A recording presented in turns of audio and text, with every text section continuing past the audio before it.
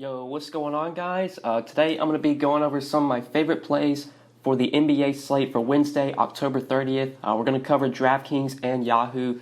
Just kind of talk through the slate, talk through some of the guys that I see the night before that I'm going to be targeting. Before we do get started, I would appreciate it if you would drop a like on this video.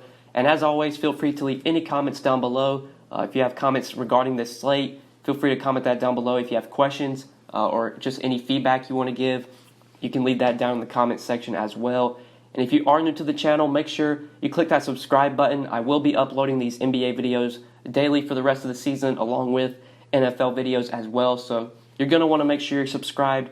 Be sure to click the notification bell as well, so that way you get notified every time I upload and you'll never miss out on any of my new videos. So before we get started looking at some of my favorite plays for today, I do want to go over some of the injury news we need to watch as of Tuesday night when I am recording this video. So as of Tuesday night, there's two injuries that I think we need to keep an eye on. Steven Adams, he had to leave in the fourth quarter of their last game. He is listed as questionable for today.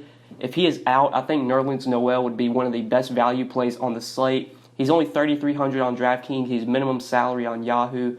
Noel has always been a good point per minute player. If Adams were to miss this game, it's a matchup against Portland, so I would imagine Noel would have to play pretty big minutes because he's going to have to be guarded, or he's going to have to match up with Hassan Whiteside. So Noel would become a very strong option, probably plays 26 to 28 minutes, I would imagine. He's always been a good point per minute player. Easily could go for 30 DraftKings points. I don't think you fade him at all. So if Steven Adams is out, there's going to be an injury to watch, then that would make Nerlens Noel one of the top value plays on the slate. And then we need to keep an eye on the Knicks point guard situation. So as of Tuesday night, Elfrid Payton, he's already been ruled out for Wednesday. Dennis Smith Jr. is questionable. That's going to be a big one to watch. If Dennis Smith Jr. is out and Alonzo Trier gets the start at point guard, I think he would be a really good value play. He's so cheap on both sides. On DraftKings, he's $3,200. On Yahoo, he's minimum salary. So if Dennis Smith Jr. is out and Alonzo Trier starts, I think he would make for a really good option. Definitely going to need to keep an eye on that Dennis Smith Jr. news. That's pretty much all the big injuries I see as of Tuesday night. There are a couple ones to watch, like Daniel Tice could potentially miss the Celtics game for today. Enes Kanter's already been ruled out. So maybe if Tice is out, then Robert Williams could be a play. But I don't really like the matchup against Milwaukee. That feels like a game where it's going to be played pretty small. You're probably going to see Giannis play a lot of center in that game. I just don't know how many minutes Robert Williams would actually play even if he does get the start. So these are the two main injuries I'm keeping an eye on, Steven Adams and Dennis Smith Jr. But let's go ahead and take a look at some of my favorite plays for today. So starting off at the top with all the studs, it's an 11-game slate. We got a lot of studs today. James Harden's going to be the guy I'm looking to. $10,100 on DraftKings, $54 over on Yahoo. So Harden remains underpriced on both sides, in my opinion. Maybe people will shy away from him because they probably think that Westbrook is taken away from his production. Harden's just had some really bad shooting performances so far this season. First game, he shot like 18% from the field. Their second game, he shot like low 20% from the field. He finally had a decent shooting game last game, shot like 38% from the field, had 57 DraftKings points. It was the kind of game that we expect from James Harden. He took a lot of shots. He shot like 22 free throws in that game. Harden's going to be a volume monster every night. He's going to take a ton of shots. He's going to have the ball in his hands a ton, especially when Westbrook's off the floor. He's going to play huge minutes every night. We've already seen that so far. Harden playing 36 to 38 minutes pretty much every night. So I really like James Harden at the top. It is a great matchup for the Rockets facing the Wizards. The Wizards should probably be one of the worst defensive teams this year. They're not playing that fast. I think they're like sort of middle of the pack in pace this year. The Rockets, on the other hand, though, are playing pretty fast. I believe they're top 5 in pace. So really good spot for James Harden. Definitely the stud I like at the top. Hopefully some value opens up as the day goes on, and we might be able to get in multiple studs into our lineup. But for now, if I can only take one, I think Harden's the guy that I want at $10,100. But now we're going to take a look at small forward, power forward. Jonathan Isaac in that mid-range, I really like today. $5,400 on DraftKings, $22 on Yahoo. So I think he's very mispriced for at least on DraftKings at $5,400, especially for a matchup against the Knicks. The Knicks are going to be one of the worst defensive teams this year.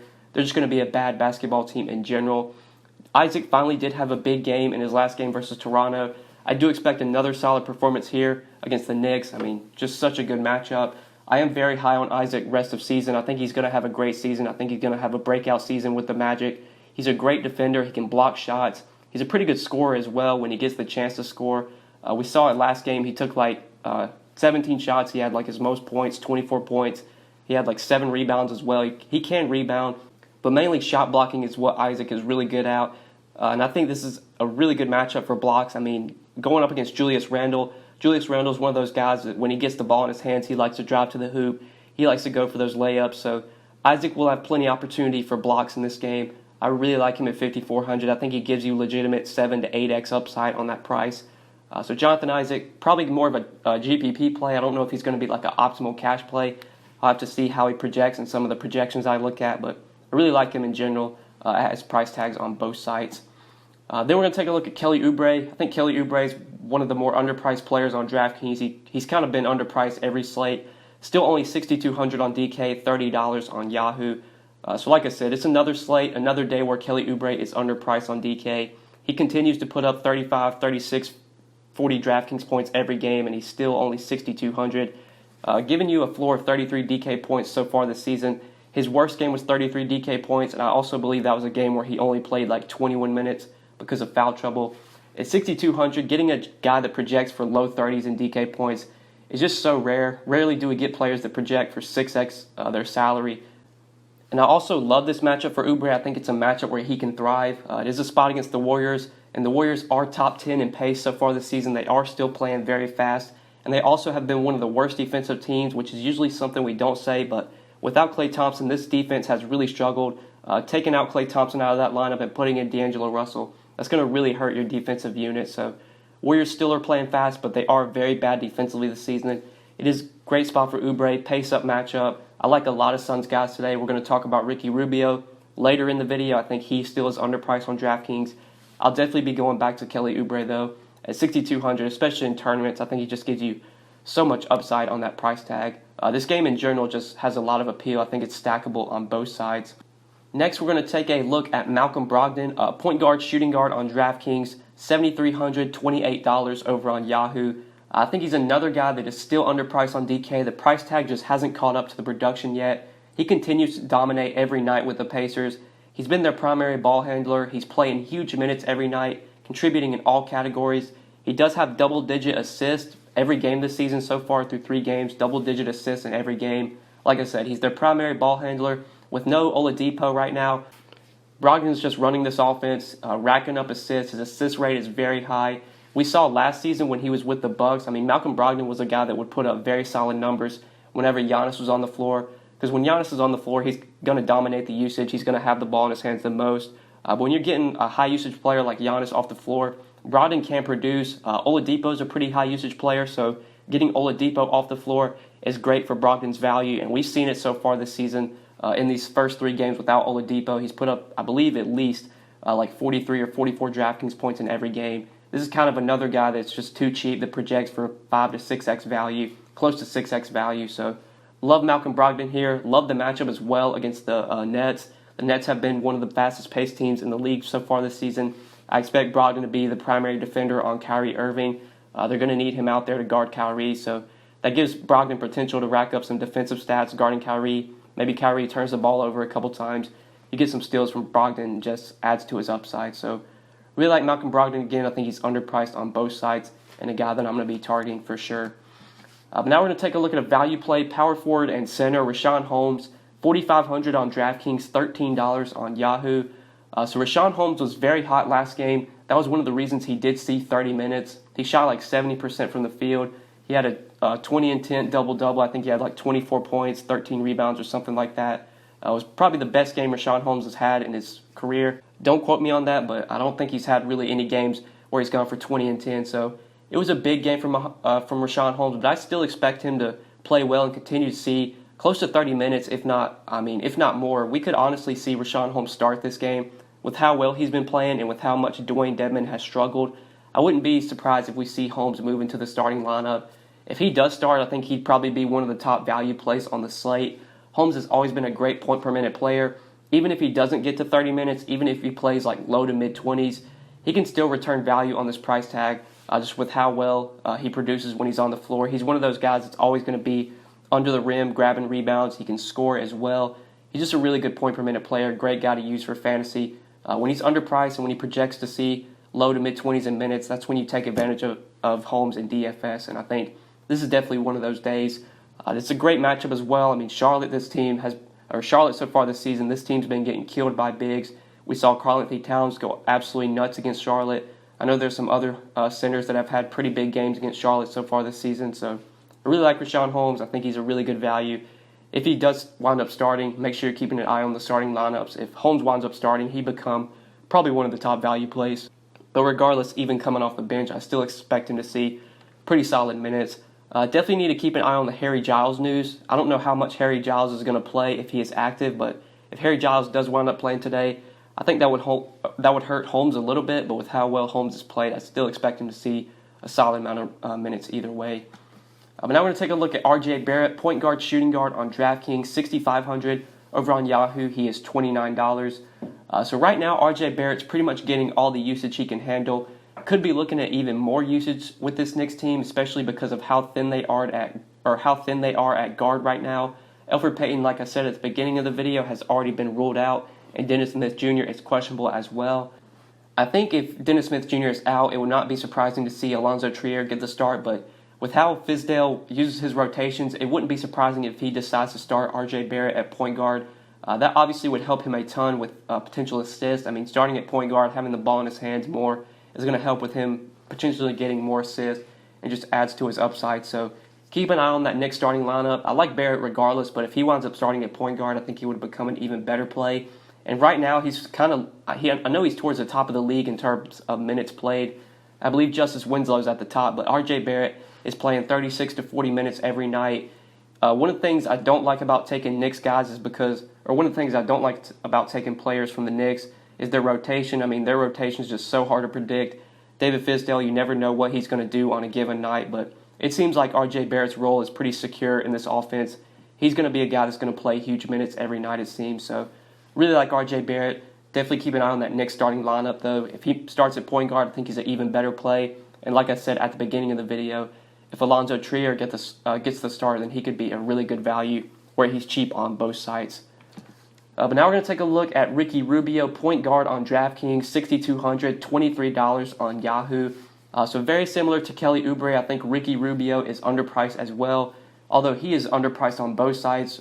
Kelly Oubre is $30 on Yahoo, which is a fine price tag, but getting Rubio at $23 on Yahoo along with $6,200 on DraftKings firmly puts him in play for me on both sides. So really like Rubio here. He's been similar to Kelly Oubre, been very solid this season, giving you a floor of 34 DraftKings points. I expect another good game from Rubio as well. This is a bad Warriors defense. This is a Warriors team that is playing very fast this season. This is a pace-up spot for the Suns. I believe the Suns are like middle of the pack so far in pace. So getting to go up against the Warriors is a pace-up spot for them. And something I like to see for Rubio is that he's still getting assists. I believe he has close to double-digit assists in every game this season. He's also getting more rebounds as well. Still racking up assists, which was something I was a bit worried about with him playing alongside Devin Booker. I thought he maybe would lose some of those potential assists playing with Booker, who can handle the ball. But it seems like Rubio is going to be the primary ball handler when he's on the floor. Going to be the guy that's taking the ball up the floor. And obviously in that scenario, you're going to have a lot of opportunity for assists. So really like Ricky Rubio again here. I think him and Kelly Oubre from the Suns are both really good plays on DraftKings, given that they're just too underpriced for how well they've been playing. But the last guy we're going to take a look at is a very cheap value play. It might be kind of gross, but I think Anthony Tolliver is a pretty solid value on both sides. Small forward, power forward. He's $3,200 on DraftKings. He's minimum salary on Yahoo. I'm honestly not sure what his ownership's going to be, if he's going to be a chalky value play today. So it seems pretty gross, but right now, as of recording this on Tuesday night, there isn't much cheap value that I see. Obviously, on Wednesday, that could all change. Like, if Steven Adams is out, then Nerlens Noel would become a top value play. If Alonzo Trier winds up starting, he would become a top value play. In that situation, we probably wouldn't have to go to Anthony Tolliver, but if none of those guys are out and you don't get those value plays, then Tolliver, to me at least, he stands out at only $3,200 and minimum salary on Yahoo. He did get the start in the last game for Zach Collins. Zach Collins was out. He's already been ruled out for today. So I would imagine that Tolliver gets to start again. And in the game where he did start, he played 29 minutes, put up a solid 24 DraftKings points. It's really hard for him to hurt you at this price tag. Anytime you get a guy for $3,200 that projects to play close to 30 minutes, that usually makes them a great value, regardless of how good a fantasy player they are. I know throughout his career, Tolliver has not really been a guy you target for DFS, He's just kind of like a guy that stands in the corner, shoots threes. But last game we saw him kind of get on the boards and do some damage on the boards. He had 10 rebounds last game. He did I believe he made at least 1 or 2 threes as well. We could definitely see Tolliver go for 24 plus DraftKings points again at 3,200 minimum salary. Really hard for him to hurt your lineup. Like I said, I don't know what he's going to be today, like ownership-wise. I'm not sure if he's going to be chalky. Honestly, think he might be because he had a big game last game. He played the minutes. Seems like he's going to continue to start for Collins, but I guess we'll just have to see. Maybe some better value will open up, and we won't have to go to Tolliver, but right now he is one of the value plays that does stand out, at least under 4K, where there really isn't much value below 4K. But that's pretty much it for this Wednesday slate, guys. Thank you so much for watching. These are some of my favorite plays for today. Hopefully you guys did enjoy the video. You'll notice on the screen right now I have one of my more recent videos popping up on the screen. If you want to check that video out, feel free to do so. You can also hover over my YouTube logo to subscribe to the channel. And as always, feel free to leave any comments, any questions, any feedback down below in the comments section. Always appreciate your guys' feedback.